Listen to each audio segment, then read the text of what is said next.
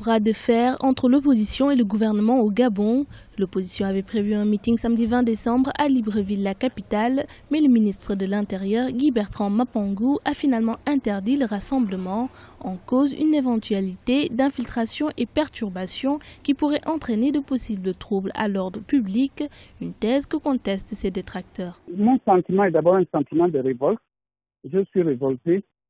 Écoutez, si vous habitez Libreville, depuis le début de l'année, et notamment depuis la sortie du livre de Pierre Péan, le ministre de l'Intérieur autorise des marches, des meetings et des marches du PDG sans que cela ne perturbe en rien du tout sa quiétude et ce qu'il estime être l'ordre public. Mais pourtant, au cours de ces meetings-là, en fait, des mots sont proférés de manière particulièrement violente contre l'opposition. Il a eu tous les éléments à sa portée. La preuve, c'est que son administration a répondu positivement à la demande.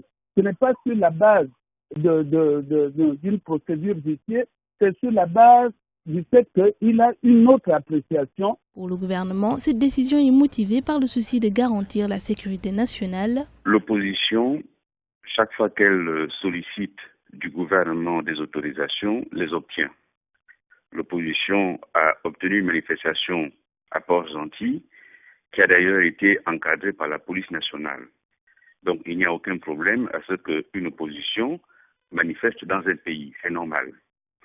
En revanche, à partir du moment où les principaux acteurs de cette opposition font des appels à l'insurrection, à la violence, à la haine, le gouvernement qui a pour mission de garantir la sécurité des personnes et des biens ne peut autoriser que l'ordre public soit troublé. L'opposition gabonaise a décidé de tenir son meeting quoi qu'il arrive. Les organisateurs affirment ne pas s'arrêter en si bon chemin.